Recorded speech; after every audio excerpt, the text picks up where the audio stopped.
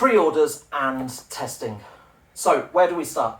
First of all, pre-orders, we're nearly sold out. We're up to the limits on that, so we've got to close the doors on that in a few days' time.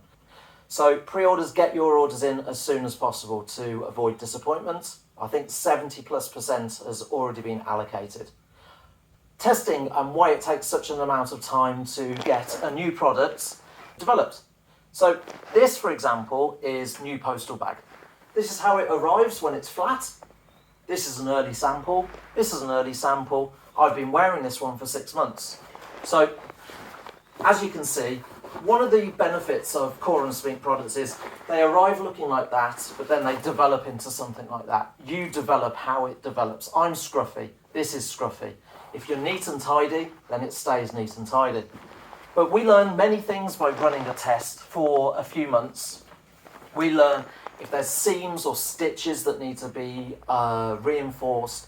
We find out if it's easy to use, because we might plan a gusset here, and we might find that that's unnecessary or it doesn't work.